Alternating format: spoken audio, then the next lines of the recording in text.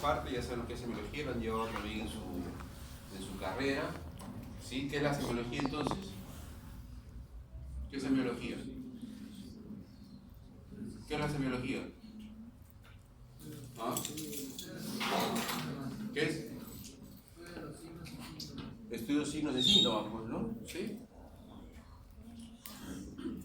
El examen del paciente debe hacerse en forma ordenada siempre, y de acuerdo a gravedad. ¿Ya? Es muy diferente, entonces, como ven el ejemplo ahí, y como les hablo en las clases, un paciente politraumatizado, ¿ya? Que puede tener pues múltiples lesiones, ¿no? Por tanto, el examen tiene que ser mucho más exhaustivo y a veces depender de otras personas que hayan podido ver el accidente. Muy diferente de un paciente que tenga una fractura aislada, que ya pues se haya caído en la calle, etcétera, y que pueda contarnos todo y el examen sea mucho más dirigido. Igual el estado de acuerdo de la edad, ¿no? Un paciente pues adulto mayor a veces no tiene lucidez tal y tenemos que depender de alguien para que nos dé el examen, la anamnesis y o los niños, ¿no? El estado cognitivo igual, ¿no? Que hemos conversado hace un rato. Entonces ahí vemos lo que es la anamnesis. La anamnesis es el primer momento del examen clínico del paciente. A veces primero hay inspección, el paciente lo vas viniendo, lo vas mirando cuando llega y vas haciendo un diagnóstico. Conversas con él que es la anamnesis y ahí planteas un tipo de diagnóstico después con el examen físico. Entonces tiene que ser todo en orden siempre, ¿ya? Como hemos visto ahí, la inspección, ¿no? La inspección es lo primero que está viendo el paciente. Lo que sigue la anamnesis, ¿no? Que ya hemos hablado hace un rato, que es las preguntas que uno tiene que hacer al paciente para poder determinar qué tipo de lesión pueda tener, o dolencia, ¿no? Crónica. De ahí viene la palpación, la exploración de movimientos, unas pruebas especiales, radiografías y algunos exámenes complementarios. Entonces acuérdense siempre que ese es el orden, ¿ya? No pedimos exámenes primero y después hacemos la inspección o el diagnóstico, ¿no? El examen es para corroborar un diagnóstico que uno pueda tener en su cabeza en sospecha, ¿ya? Entonces tienen que ver eso siempre. En la inspección, ¿qué vamos a ver? La tumefacción, ¿no? Por ejemplo, ¿en qué caso vemos tumefacción?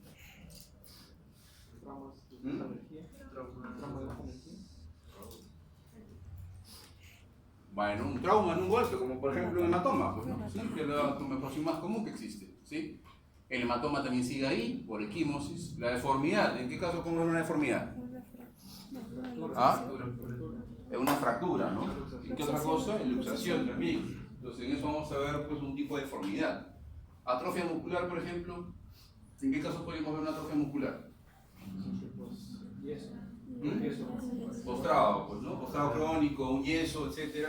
La coloración, ¿no? Cambio de coloración en más y en menos, colores a veces por isquemia, a veces por flebosis, ¿sí? El edema o la hinchazón, y unos signos patognomónicos, ¿no? Que ya sabemos que es un signo patognomónico, ¿no? ¿Sí? ¿Qué es? Un signo propio. Propio, ¿no? Por ejemplo, dame uno.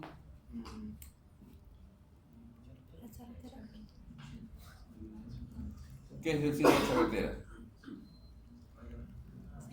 U otro que sea patognomónico. La luxación. Glenumeral. ¿Quién sabe? El signo del sol. A ver. ¿Cuál es el signo de charretera, sabes? Sí, pero no sabría explicarlo. ¿Quién sabe explicarlo? La luxación clavicular. No. Glenumeral. ¿Sí? ¿Y qué posición adopta el paciente? El signo ¿Y por qué se del llama sol. charretera? Es porque lo que pasa es que hay una luxación glenumeral y va hacia adelante el húmero, entonces se queda como una pequeña curva, como cuando se le dice signo de charretera o signo de hacha, como los militares que tenían hombreras. Las sombreras de charretera. Las charreteras esas que tenían los militares antiguos, ¿sí? Tenían así y caían como flecos. Eso han visto en todas las fotos antiguas, sí. Entonces, lo que hace prominencia que es el acromion. Pues. El acromion se queda ahí en el aire y queda acá abajo un hueco, ¿no? Entonces da esa forma de charretera. Entonces, signo patognomónico, ¿ya? Entonces, otro que en la palpación, ya hemos visto primero, ya estamos haciendo la inspección primero. Con la inspección ya podemos hacer un diagnóstico. Si el paciente se viene en esta posición y con un signo de charretera, dirás si es una erupción glandular anterior. Pero bueno, a veces el diagnóstico no está muy claro y así es lo siguiente, que es la palpación. Te vas a ver temperatura, aumentada, disminuida, por ejemplo, aumentada ¿en qué caso vemos temperatura aumentada? El signo de flebosis. En edema. inflamación. Aumento de temperatura. En Inflamaciones o infecciones. Claro, disminuida. cianosis, hipoxia. Compartimental, ¿no? En momentos avanzados, tenemos isquemia, ¿no? Isquemia te puede dar pues, un poco de frialdad distal. El dolor, ¿no? A ver un poco dónde se localiza, ¿no? La intensidad, la irradiación, crepitación. La crepitación puede ser ósea, si es una fractura o no, cuando por ejemplo hay aire también en compartimentos blandos, como por ejemplo, ¿en qué momento? ¿Perdón? Hay crepitación, sí. Es un enfisema subcutáneo, Sí, ¿no? eso sí. ¿En qué momentos podemos ver enfisema subcutáneo? ¿En qué casos? Hablando de trauma. Había uno, sí. ¿Ah? Está ahí. ¿En qué casos? Una fractura costal, pues, ¿no? Es lo más común, una fractura costal, con el simple pleural puede llevar aire afuera y tocas y haces la crepitación, ¿no?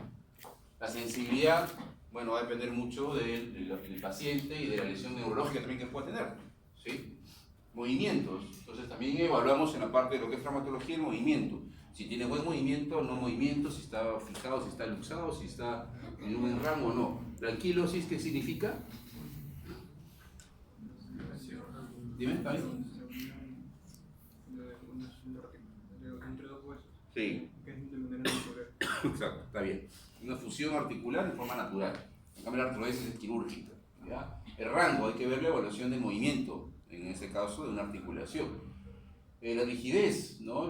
Puede ser ósea o de tejido blando. Si tenemos, por ejemplo, una secuela, una fractura articular, vamos a tener cierta rigidez por la propia fractura. Pero podemos tener, por ejemplo, una quemadura o una lesión de partes blandas alrededor y los huesos están intactos, pero tenemos una rigidez de partes blandas. Entonces también tenemos que diferenciar uno de otro. La fuerza, ¿no? Disminuida o aumentada, la estabilidad, ¿no? Eso habla de qué. ¿Cuándo está comprometida la estabilidad? ¿En qué caso, por ejemplo? Una fractura de... ¿En qué caso está comprometida la estabilidad de una articulación? ¿Quiénes dan la estabilidad de la articulación? Los ligamentos, entonces. ¿Ah? Un esguince, ¿no? Un esguince, una luxación, están convertidas en las lesiones ligamentarias. Entonces ahí podemos tener una inestabilidad. Bueno, también le agarra la parte muscular, nerviosa, tendinosa, ¿no? A unas radiografías, ver congruencia articular. Si no hay congruencia, entonces sospechamos de... Si no hay congruencia articular, luxación. La densidad ósea también se puede ver en radiografías, aunque existe mejor la densitometría para verla. La pérdida de solución de continuidad habla de fractura, alineación, tumoraciones. Todo eso podemos ver en radiografías. A unos exámenes aparte, podemos tomar una tomografía, por ejemplo. La tomografía generalmente se indica en pacientes que tienen fracturas articulares, ¿no? Articulares, y o cuando sospechamos lesiones tumorales, ¿no? Entonces también podemos pedir una tomografía. La resonancia, sobre todo cuando hay lesiones de partes blandas. Por ejemplo, un esguince, ¿sí? Un tumor de partes blandas, una lesión meniscal en la rodilla, etc. ¿Sí? La ecografía nos ayuda mucho en agudo, en músculos, cuando sospechamos desgarros musculares, a veces desgarros tendinosos también. ¿Sí? La mamografía, ¿para qué? Para ver hipercaptación por tumores inflamatorios, etc. ¿no? Y electromiografía en caso de lesión nerviosa, ¿no? Por ejemplo. ¿En qué caso puedes pedir una electromiografía? ¿En qué caso? Vale, pero dime uno o dos casos. Sección por fractura. Túnel del carpo, ¿no? Una lesión pues, del túnel del carpo, vemos pues, una electromiografía positiva. Otro, unas lesiones también pues, radiculares, ¿no? Hernias discales, también podemos ver lesiones neurológicas. Laboratorio, bueno, también para ver temas infecciosos inflamatorios. ¿Ya? Otro, bueno, goniómetro para ver los ángulos, cinta métrica, martillo, etc. ¿Ya? Entonces, vamos primero, el primer que podemos evaluar es una fractura. En la fractura se combinan estos síntomas y signos, ¿no? ¿La deformidad es un signo o un síntoma? Signo. ¿Qué es un signo y qué diferencia en síntoma? ¿Qué diferencia hay entre uno y otro? El síntoma es lo que el paciente manifiesta, lo subjetivo, el signo es lo que tú ves. ¿Sí? Entonces la deformidad es un signo. Lo que el paciente no ha bueno, puede decirlo, pero lo evidente es que hay deformidad, ¿no? El dolor si es algo, pues eso es un síntoma, es algo subjetivo. El paciente te va a decir, me duele aquí y allá, me duele tanto, poco o mucho. El edema, vas a ver por la fractura hay aumento de volumen por un tema generalmente de extravasación sanguínea, equimosis pueden en las horas, ¿no? Y la crepitación cuando uno hace la movilización de los fragmentos. Entonces, por ejemplo, en este caso vemos una lesión, ¿no? A nivel, si ustedes ven, es a nivel articular, ¿no? No está localizado en la diáfisis, ¿no? ¿No? Sino acá, justo. Y hay que deformidad. Entonces, allá vemos dos cosas, ¿no? Hay deformidad. Uno, lo que se puede ver. El paciente al menos tiene cara de dolor, ¿no? Que hay dolor. Entonces, ahí vamos sospechando, ¿sí? Sospechando. ¿Qué cosa podría ser esto? Lo que dice arriba. Preguntando de luxofractura de tobillo, ¿sí? Entonces, ahí ven la inspección, ¿no? Sobre todo. Evidentemente, ya si el paciente lo atendemos, ya se va a confirmar todo, ¿no? Igual esto, ¿no? Ahí ven totalmente la deformidad en el lado izquierdo suyo de la pantalla, un mecanismo directo, un golpe directo en la pierna hace una fractura tipo transverso. Entonces ahí evidentemente no se ve la cara del jugador, pero sí se ve la cara del que le pone la plancha, que sí tiene dolor Entonces eso causa evidentemente dolor, deformidad, ¿no? Ahí miren la pierna, está en 90 grados. Luxación, entonces acá viene otro tema, ya hemos revisado fractura. Luxación, ¿qué es? Es la falta de congruencia articular, en este caso hablando traumática, ¿ya? Vamos a hablar, otro tema va a ser el tema de luxaciones congénitas, etc. Acá vemos la parte traumática pura, ¿ya? Por tanto va a dar dolor, va a haber deformidad, va a haber limitación funcional, el paciente no puede mover articulaciones, está bloqueada la articulación y puede haber cierto discreto edema, ¿no? Hinchazón. Entonces eso se considera, y si lo puede ver el paciente, como una luxación. Van a un antecedente pues, de movimiento brusco, de caída, de una llave, pues a veces de esas de artes marciales, entonces se produce una luxación. Aquí en este caso ven, es un caso real, ¿no? Del hospital, yo lo recibí esta paciente hace unos años atrás, entonces en la cual vemos qué cosa. ¿Qué ven ahí? Luxación, ¿no? Como el nombre lo dice ahí, entonces bilateral de cadera, ¿sí? O sea, la articulación coxofemoral en ambos lados se ha luxado, ¿sí? Es un mecanismo de alta o baja energía, ¿qué creen ustedes? Alta. Alta, ¿no? ¿Qué pueden sospechar? ¿Qué le pasó a la paciente? Atropello, pasajera de auto, caída de altura, todo eso tienen que sospechar, ¿no? O sea, nadie se luxa por caerse después de la cama, ¿no? Entonces, si viendo las dos caer, este paciente sí era un pasajero en la parte posterior del auto, en el circuito de playas, entonces mamá de 100 por hora se estrella, los dos adelante fallecen y ella estaba atrás, entonces viene con una luxación posterior y entera. ¿Cuál es la posterior ahí? La derecha. La derecha, ¿no? ¿Sí? Esta fractura, esta luxación, perdón, hacia atrás. Después vamos a ver en un rato en la clase de luxaciones y está hacia adelante. ¿Ya? Entonces es una luxación bilateral. Evidentemente que presenta dolor, el paciente dolor, ¿no? Deformidad, ¿no? Ustedes van a ver que tiene una posición no adecuada de las piernas. Y limitación, uno intenta movilizar la pierna y le duele y está bloqueada. Entonces luxación, eso tienen que evaluarlo. Artritis, bueno, otro signo que también podemos ver, otro ente patológico, en el cual vamos a ver pues, el dolor, rubor, el calor y el tumor o edema, ¿no? Que es la tetra de Celso, ¿no? Eso ustedes han pues, leído en semiología. Va a haber limitación pues, muy funcional, ¿no? O sea, va a tener mucha limitación al movimiento de la articulación. Y bueno, hay que diferenciar a veces entre infecciosa e inflamatoria, eso va con exámenes, antecedentes, preguntando al paciente qué antecedentes infecciosos ha tenido previos o heridas cercanas a la articulación. En este caso vemos un aumento de volumen, ¿no? De la zona articular del tobillo, en la parte lateral. Entonces, bueno, puede sospecharse una artritis, como también puede descartarse una celulitis, ¿no? Entonces, en ambos hay dolor, en ambos hay flebosis, pero la diferencia, ¿cuál podría ser entre uno y otro? Entre una artritis, por ejemplo, de tobillo, sea inflamatoria o séptica, y o una celulitis a nivel lateral. ¿Qué ustedes pueden determinar al examen para ver una diferencia? ¿Quién mueve mejor o quién no mueve?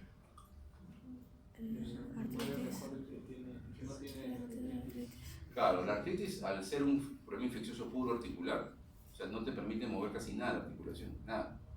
En cambio, cuando tienes infecciones articulares extraarticulares como una celulitis, ¿no? Puedes tener cierto movimiento, ¿no? Doloroso, pero cierto movimiento. Entonces, el principal signo aparte de la flogosis, es la limitación funcional de la articulación en una artritis. Eso tienen que ustedes verlo bastante.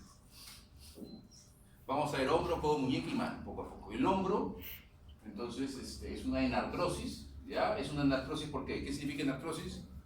Que realiza, ¿qué movimientos? Todos. ¿Mm? Todos. ¿Cuáles son todos? A ver, dime cuáles son todos. Abducción, Abducción, aducción, rotación interna, rotación externa, circunflexión. ya. A ver, ¿cuál es la abducción? Abducción es eso. ¿Sí? Separar el brazo de la línea media. En este caso, si ustedes ven ahí figura que su rotación neutra puede llevar a 90 grados, ¿sí? A 90 grados. Si ya rotas externo, ¿no? Ya puedes llevar a más, ¿sí? Eso es porque cuando uno lleva acá, el troquíter golpea con el acromion, entonces al rotar externo ya se desbloquea para que pueda levantar un poco más arriba, ¿sí? La aducción es cuando yo llevo hacia los lados, ¿sí? Estamos hablando del hombro, ¿eh? El hombro, ¿ya? La rotación externa, ¿cuál es? Así, ¿cómo que así? ¿Cómo es rotación externa? A ver. Sí. ¿Ah? Si tú pegas tu codo acá, ¿cómo rotas externo el codo? El hombro, perdón. Así. A eso. Y eso es rotación interna. Y si tú lo llevas a 90 grados, ¿cómo rotas externo? Externo. Atrás. ¿Sí? Interno. Entonces, ¿eso les importa para qué? ¿Para qué nos importa saber los movimientos? ¿Para sospechar lesiones de qué? El manguito. ¿De? Tendinitis. Ponte derecho. Para la lesión de mango rotador, por ejemplo. Manguito, yo dije manguito. El codo, a veces bursitis también, que causan dolor pues, fuerte en el hombro, ¿no? ¿Qué más? La extensión. ¿Cuál es la extensión? ¿Cuál es la flexión y la extensión del hombro?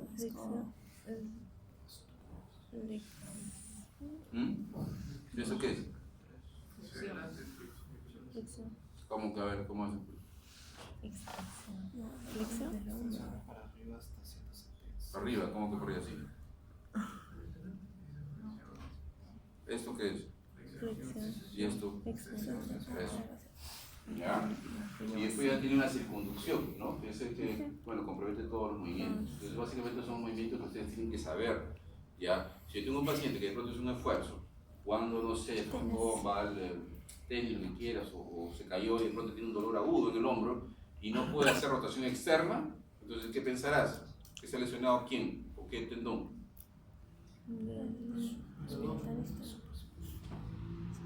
¿Ah? Eso es semiología, eso, por eso le digo, los signos y síntomas, al paciente le explica, te conversas y tú piensas qué se lesionó. Y ya tienes un diagnóstico previo y ya tienes un examen previo. Si de pronto hace un esfuerzo, de pronto, y tiene un dolor intenso en el hombro, siente un chasquido en el hombro y de pronto no puede rotar externo o abducir, Ah, eso es fractura. es supraespinoso. Supraespinoso es abductor y rotador externo. De pronto tuvo una rotura de supraespinoso. ¿Y qué hacen con ese paciente? Reinsertos. ¿Cómo confirman este diagnóstico? Eco o resonancia. Entonces, así es el orden. Esa es la semiología, es el examen. Entonces, ustedes tienen, por tanto, que saber, pues lógico, o sea, cuál es el mango rotador y qué músculo participa en ese movimiento. Si no sé, entonces no vamos a ver. No tengo que sospechar y pensaré, pero bueno, se rompió el hueso. Le pido una radiografía, no hay nada, chao, te vas, no tienes nada. Así pasa, ¿ya? Se ríen, pero así pasa. O sea, ¿cuántas veces el mecanismo no lo asocian a lo que vas a pedir? Si tú tienes un mecanismo brusco de movimiento, no vas a pensar que se rompe el hueso, pues nunca en la vida. Vas a pensar en partes blandas. No le vas a pedir una radiografía, sí puedes, pero vas a saber que en la radiografía no va a haber nada. Entonces no vas a ir a tu casa, sabes que no tienes nada, ándate, chao. Porque no estás pidiendo un examen para ver lo que realmente se ha lesionado, pues no vas a verlo. Entonces pide una ecografía que puede ser muy costosa y en todo caso mejor una resonancia después. Entonces ahí están un poco las imágenes, ¿no? Aquí ve la articulación glenohumeral, ¿no? Es una luxación muy luxable, por eso la gran mayoría de luxaciones son de hombro por tipo de anatomía, ¿no? Ustedes ven que la glenoide es casi como un plato y es casi 3/4 de esfera, una esfera completa, es la cabeza humeral, entonces fácilmente se luxa, ¿no? Tenemos un rodete glenoideo, pero igual es fácilmente luxable. Lo que da la estabilidad al hombro, ¿quiénes son? Los ligamentos. Ligamentos y los músculos, el mango rotador. El mango rotador jala, o sea, es una mano que agarra la cabeza y la jala hacia la glenoides, ¿sí? Por eso es que cuando hay lesiones tendinosas, ¿no? Las rupturas, tenemos también inestabilidad, ¿cierto? Inestabilidad de hombro. Entonces tenemos acá, bueno, entre ambos, ¿esto cómo se llama? La corredera bicipital, entre los troquinter, ¿sí? Se inserta acá arriba en la zona del labrum, ¿no? La porción larga. Este es el supraespinoso, ¿sí? Que viene por encima de la espina, pasa por el paso subacromial, ¿sí? Tenemos la bursa también que separa acromion de tendón, ¿sí? Y aquí vemos, bueno, la parte ya muscular, la parte posterior, la parte anterior y la parte posterior. La parte anterior, este músculo que se llama subescapular, ¿sí? Que va hacia ¿dónde? ¿Dónde se inserta? Troquín. Troquín, ¿no? Sí, troquín. Y estos músculos, ¿no? Se van a insertar en la parte del Troquíter. troquíter. Entonces, el troquíter es una tuberosidad que está hacia atrás, ¿sí? Hacia lateral y atrás, ¿sí? Hacia lateral y un poco atrás. A diferencia del troquín que está adelante, ¿sí? Adelante. Y bueno, es anterior. Entonces, por lo mismo, ¿no? O sea, si vemos este músculo viene y se contrae acá y hace que rote interno. Esto lo jala y esto hace este movimiento, ¿no? Porque está acá adelante. ¿Sí? En cambio, este, como están atrás, ¿sí? Roto, al contraerse roto para atrás, roto externo. ¿Sí? Y también abducto, ¿no? Entonces, el momento de la abducción es el supraespinoso, después ya viene el deltoides. Tienen que acordarse eso, porque igual el paciente tiene dolor y no abduce, ¿no? Entonces, de pronto se impulsa así y ahí ya jala. En el primer momento se impulsa y de ahí lo levanta. Entonces, ya está levantando después con el deltoides, ¿no? A veces el paciente se ayuda así y ya levanta el brazo, pero ya está haciendo con otros movimientos. Entonces, tienen que saber, el mango rotador es importante, qué músculo es cada uno, qué permite cada uno y en qué parte del movimiento. Las lesiones de hombro, bueno, hombro congelado, es cuando pues existe una movilidad pues bastante limitada por a veces inmovilización, enfermedades. Fracturas proximal, fracturas de clavícula, que cada caso va a ser en su momento, en luxaciones glenohumerales conocidas charretera, el necroma clavicular, ¿no? Que es cuando se levanta la clavícula y tenemos que una tecla, apretamos y suelta, apretamos y se regresa. Rotador y bicipital. Ahí, por ejemplo, radiografías, ¿no? Vemos en el lado de acá abajo una típica lesión o radiografía de una luxación glenohumeral anterior, ¿ven? Y esto es lo que se llama el síndrome de la charretera, ¿ven? Si ustedes ven, acá queda un hueco, ¿no? Y ven aquí la acromion prominente y baja, ¿no? Entonces ven esa posición anterior, ¿sí? Es la típica imagen, ¿ya? Así va a venir el paciente, la radiografía va a ser así. Pero pronto viene un paciente también que tiene una caída, ha estado jugando, ha estado haciendo una llave marcial, o lo asaltaron y le jalaron, de pronto viene con dolor en el hombro, ¿no? Bastante dolor, un poco aumento de volumen y limitación al movimiento. Pero tiene ahí tú intentas y no da ni rota ni externo ni interno, y menos lo abduce. Entonces le pides una radiografía, un anteroposterior y ves esta radiografía. Y vas a decir, bueno, está bien, no tiene nada, porque aparentemente no se ve como esto, ¿sí? No se ve la evidencia de luxación, porque más o menos lo ves ciertamente congruente la cabeza con el glenoide, entonces no tiene nada, a tu casa te va, chao. Y de pronto el paciente le dice, se me deslice. Y el paciente, bueno, se va tranquilo, ¿no? Pero después de 5 o 7 días, una semana, 2 semanas, sigue el dolor y no puede mover el brazo. Y vuelve, ¿no? Y ¿cuál es el antecedente? Te han jalado así, comienza a hablar lo mismo. Me han jalado, tú dices, bueno, me asaltaron, me jalaron el brazo, aquí allá, me hicieron para atrás. Entonces, bueno, se le pide una radiografía de perfil, de escápula, y ves el hombro atrás, pero no la cabeza, ¿no? ¿Sí? Aquí está la glenoide, ¿sí? Ustedes ven, aquí está adelante, ¿qué es esto acá adelante? ¿Qué tuberosidad? ¿O qué apófisis? ¿Cómo se llama? Coracoide, y atrás está la espina, ¿sí? Entonces, Aquí van a ver atrás, aquí adelante, en esta imagen, y este es el perfil del escápulo. Van a ver esto debería estar acá adentro, en medio. Si ven atrás, es una luxación posterior no diagnosticada. Entonces, tal les explico porque pasa eso. Cuando ustedes tengan el diagnóstico en la cabeza, no se queden con una imagen.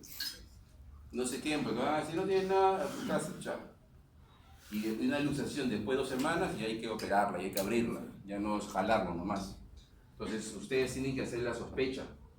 ¿Ya? Si puede una tomografía, mejor incluso, más fácil, porque a veces esas radiografías no son fáciles tomarlas, sobre todo si los técnicos de radiografía no saben mucho. A veces es lo que suele pasar. Entonces, te pides un perfil de escápulo y no te saben tomar la radiografía. Entonces, no se te puede escapar un diagnóstico. Esta paciente, bueno, ciertamente es una luxación bilateral, algo pueden ver aquí, ¿no? Como cae, ¿sí? Como cae. Es un bilateral de hombros. Bursitis, bueno, común, ¿no? Inflamación de la bolsa subacromial, en este caso subacromial, bastante dolor, a veces de inicio abrupto. El signo de la tecla, ahí ven, la deformidad, con la tecla clavicular. Brazos seguimos. En hombro entonces tienen que saber eso, definir pues fracturas en su momento, luxaciones, sobre todo la clínica, ¿no? La clínica de la fractura, la clínica de luxación, la clínica, los exámenes y los signos sobre todo que puedan ver. En el brazo igualito van a la parte muscular, la sensibilidad, alineación y deformidades, ¿no? En este caso, en el lado izquierdo de ustedes vemos que es esto esto es una fractura de húmero, ¿no? Diáfisis humeral, ¿no? Entonces, ¿qué signos va a tener este paciente? Dolor, deformidad, limitación, aumento de volumen. ¿Qué más podría tener? Ya, ¿qué más? Acuérdense, tiene que ver la evaluación también neuromuscular. Y ahí, ¿qué nervio puede estar lesionado? Esa anatomía.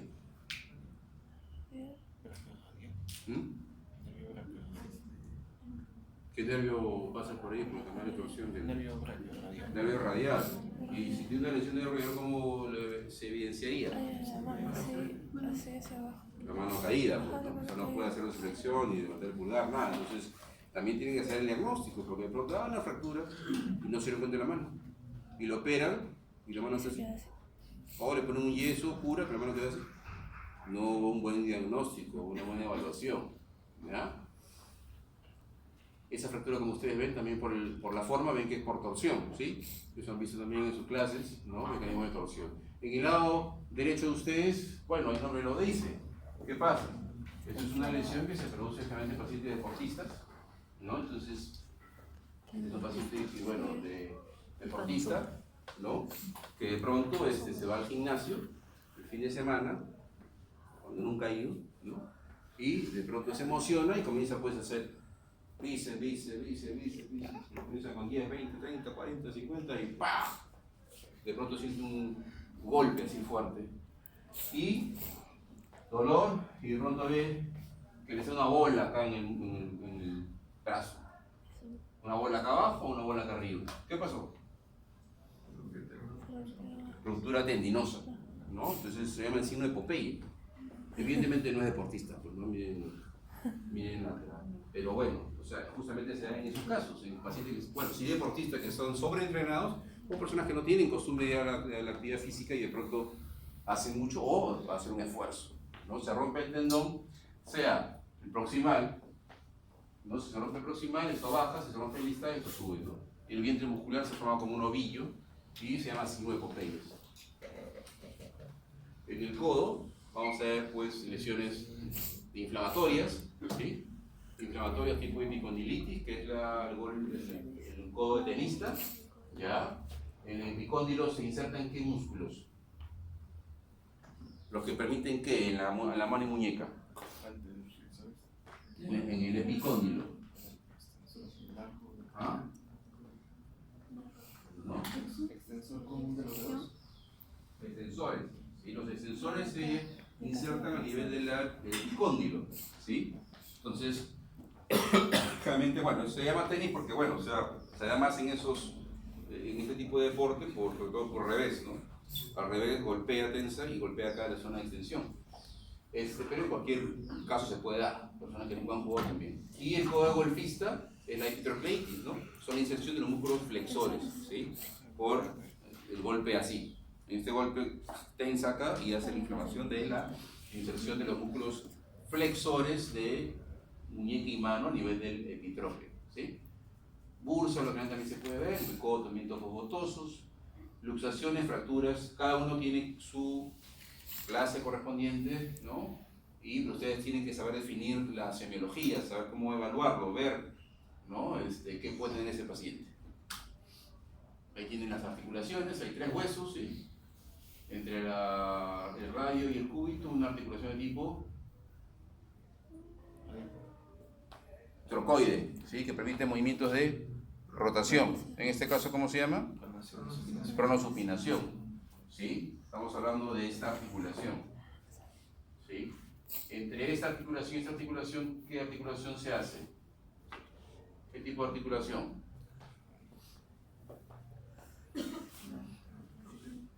¿Cómo se llama? Está bien, dilo. ¿Quién dijo? Troquear, pues usted dice una trópea, troqueartrosis. ¿Qué movimientos permite una troqueartrosis? Flexo-extensión, nada más, está bien. Y la otra articulación se va entre el cóndilo, ¿sí? Y la cabeza radial, una subcondilia, que es una articulación suplementaria en el movimiento del codo. ¿Ya? Entonces ahí tienen que saber, ¿sí? Qué articulación permite cada uno, ¿no? Aquí está el epicóndilo, la epitropia, son la inserción muscular que hemos visto. Los movimientos del codo, ahí vemos las articulaciones. Troquear, hemos hablado, condilia, trocoide, la extensión de 0 a 15, la flexión, ¿no? Generalmente 145 grados, quiere decir que suele este dedo tocar el hombro, ¿no? Eso es una flexión completa, y la extensión 0 o más. A veces tienen ciertos pacientes que tienen hiperlaxitud articular, tienen una hiperextensión y doblan más allá de los 0 grados. Son variantes anatómicas.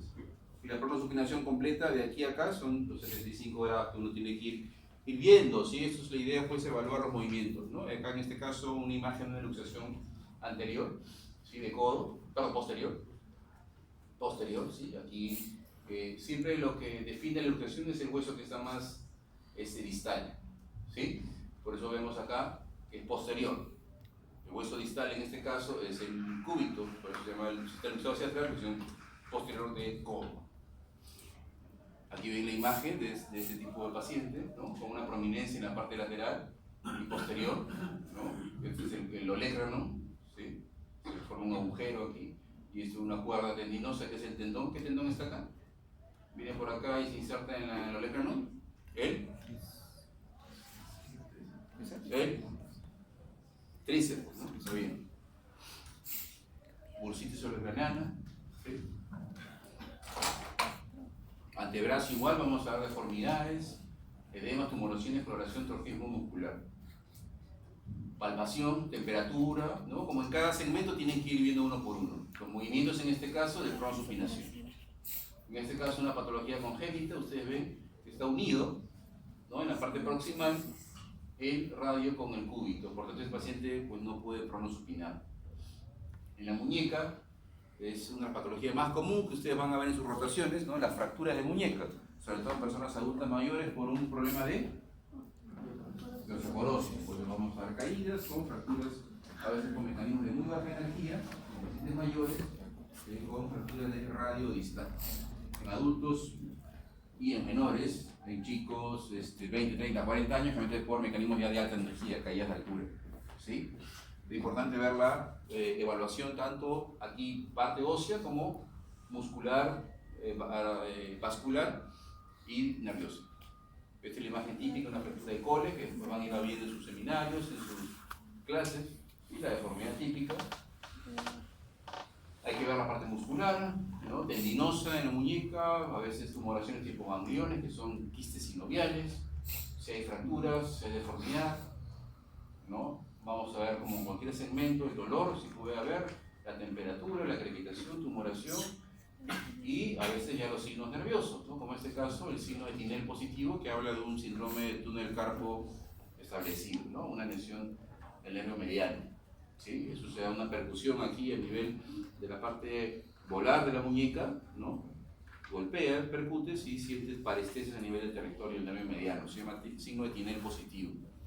Aquí vemos pues una imagen, ¿no? En la cual vemos pues, la distribución de los tendones flexores, ¿no? Los profundos, los superficiales, el canal de la arteria radial, ¿sí?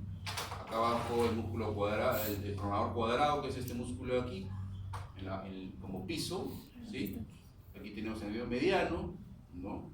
Aquí tenemos el flexor del pulgar, la arteria, ¿sí? En este caso aquí el cubital anterior con el canal también pues cubital, ¿sí? Entonces es importante que ustedes sepan esto, ¿no? Para ver pues qué distribución anatómica tenemos ante una lesión, por ejemplo, ¿no? Si yo me corto de acuerdo a la profundidad y lo que voy a ver qué lesión tengo y de pronto pues se ve a veces que se sutura un nervio con un tendón o de pronto se sutura un tendón pues profundo con uno superficial y bueno, evidentemente altera toda la función pues, natural, ¿no? Entonces siempre es importante que ustedes sepan la anatomía, localización.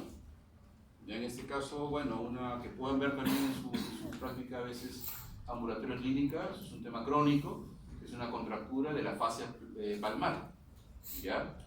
Se vuelven nódulos fibróticos, se vuelven cuerdas y va haciendo desotracción de los dedos, sobre todo los últimos dedos. Es un tema de fascia, no es tendón, el tendón está bien ahí, que se llama enfermedad de Dupuytren o contractura o fibromatosis de la palmar, ¿no? Ese es un dedo de martillo, si ustedes ven. ¿Por qué se llama martillo? ¿O qué lo hace que se denomine martillo? ¿Por qué se llama martillo? ¿Qué lesión existe aquí? ¿Por qué el dedo se cae así de pronto? Ante un esfuerzo, un movimiento brusco, algo que pueda hacer. ¿Ah? ¿Por qué se cae el dedo así? Porque hay esta restricción de la articulación.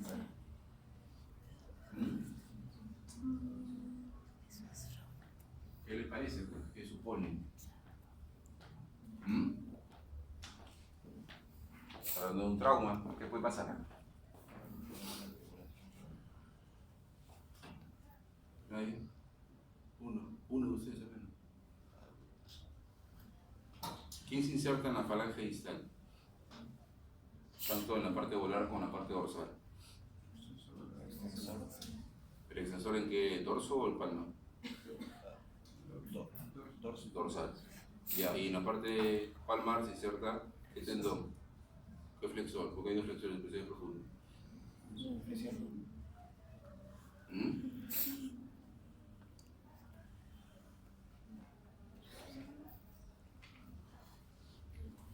Bueno, eso es lo que ustedes tienen que leer anatomía, chicos.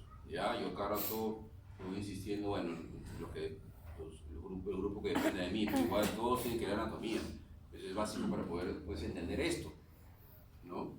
Si yo tengo una ruptura del mecanismo extensor o abulsión o se me rompe por un esfuerzo el extensor en la falange distal, el flexor me lo jala, ¿sí? Y me queda así. O sea, siempre hay una sinergia o una equivalencia entre un músculo que jala y otro que, uno que flexiona, otro que estira, por ejemplo, o que extiende, en la rodilla y en todas partes del cuerpo. Si falla mi cuádriceps, por ejemplo, ¿qué va a pasar con la rodilla en el tiempo? ¿El cuádriceps qué músculo, qué función tiene sobre todo en la rodilla? Extensor. Entonces, si falla el extensor, la rodilla poco a poco se me va a ir doblando, me va a quedar una rodilla flexa, ¿sí? En todo el cuerpo es igual. Si yo tengo una lesión o una abulsión, un desprendimiento del extensor, el dedo cae porque el flexor no tiene quien lo reprima, no tiene su antagonista, entonces se ve así.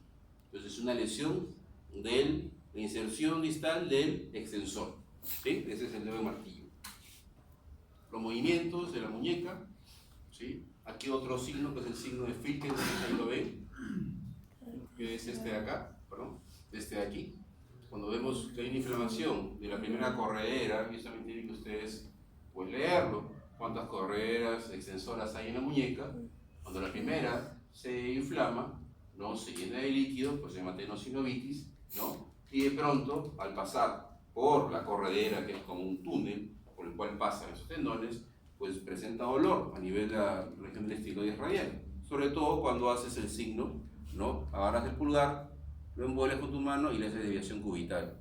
Ahí va a presentar intenso dolor aquí, eso se llama signo de Finkelstein, ¿no? Finkelstein, ¿sí? Que habla de una tenosis de Kervain, ¿sí? El dedo resorte es otra cosa, que es que tenemos pues, también eso es un tema que ustedes tienen que ir repasando. Por eso son los mecanismos extensores, a nivel de los flexores tenemos bueno, el profundo y superficial, que va pasando, ¿no? En ciertos lugares, por ejemplo aquí, por poleas. ¿Ustedes se acuerdan las poleas? En mano. ¿Para qué sirven las poleas? ¿Cuántas poleas hay? ¿Mm?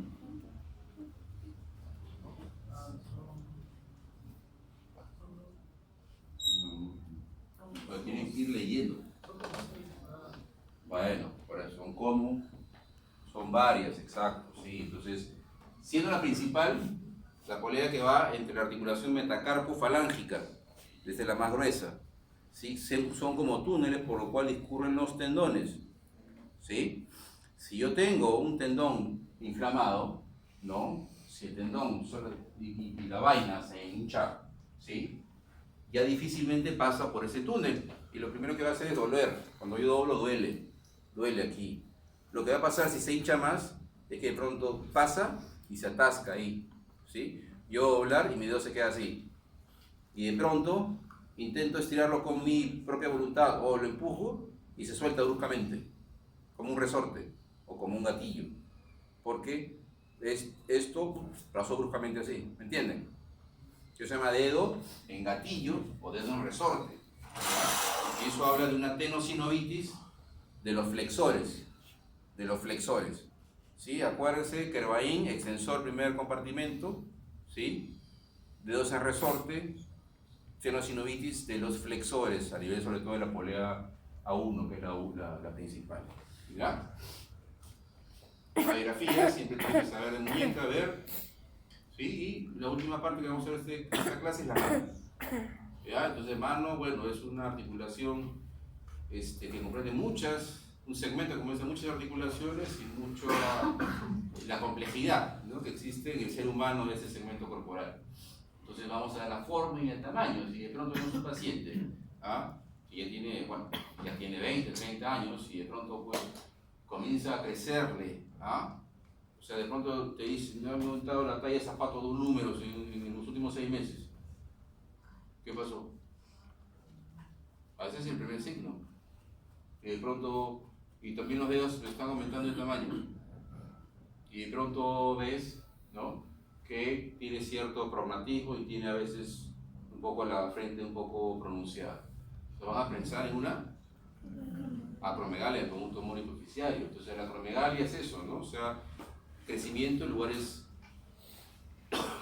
distales. ¿Sí? La polidactilia, ¿qué significa polidactilia? Que tiene muchos dedos, ¿no? ¿Cuántos más dedos de lo normal? Uno más. Ya. O sea, ¿cuántos? 6. ¿Está bien, no? ¿Cuántos dedos tenemos? ¿Cuántos dedos tienen? ¿Cuántos dedos tenemos nosotros? ¿Cuántos dedos tenemos nosotros? ¿Ah? 20. Entonces, si yo tengo 6, soy polidactílico. O sea, hay más de 20. ¿Ya? Esa es la polidactilia. No es ni más de 1, ni más de 6, ¿sí? O 6, o 8, o 10. ¿Sí? Puede tener en una mano 10 dedos, ¿no? Pero la polidactilia es así. Pero la polidactilia se define como más de 10 dedos. ¿Ya? Porque contamos todos los dedos de todo el cuerpo. ¿Ya? Porque también puede ser a veces en mano y en pies o no solamente un lado. La sindactilia ya es cuando se juntan, aparte de varios se juntan. O no puedes, a veces no tienes varios, pero sí tienes los dedos pegados, tanto por las partes blandas, a veces por la parte ósea. Lo de Dupuytren lo vimos hace un rato, que es la contractura por fibromatosis de la fascia palmar. Y bueno, otro ya artrosis o reumática, ¿no? Aquí una polidactilia, ¿ves? 6 dedos tiene este paciente. En este caso, en el lado izquierdo suyo, una deformidad articular, ¿ves? Deformidad articular, ¿no? Entonces ahí pensar en una luxación, ¿sí? En el otro lado hay unas fracturas, ¿no? A nivel de los metacarpos.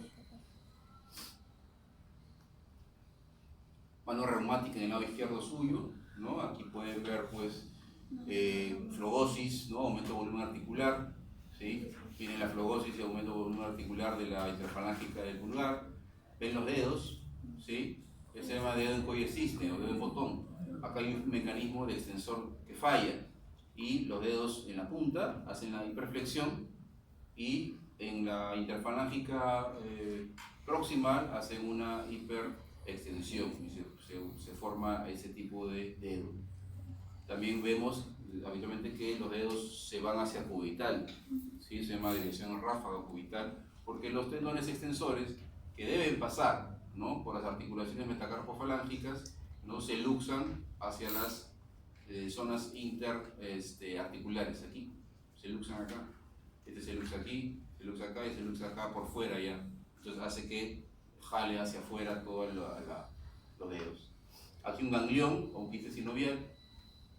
Los movimientos, los principales de pinza y prensión, esos movimientos y todo lo que, si esto ven acá, es lo que permite que hagamos ese movimiento, ¿sí? La prensión y la pinza. Eso es lo que nos diferencia del resto de los seres vivientes, ¿no? Del planeta. Esto para ver, pues, el flexor profundo, ¿sí? El flexor superficial, ¿no? Y en este caso, bueno, extensores. Los extensores propios tenemos, pues, sobre todo el dedo pequeño y el dedo índice, son los que tienen extensores propios, el resto es por común, ¿sí? Y en el otro lado la polidactilia y polisindactilia. Ustedes ven, tiene muchos deditos y algunos de ellos pegados, ¿ven? O fusionados. Eso se llama polisindactilia. Por último, la inervación de la mano, tenemos que saber, ¿sí? Nervio cubital, ¿no? Nervio mediano y nervio radial.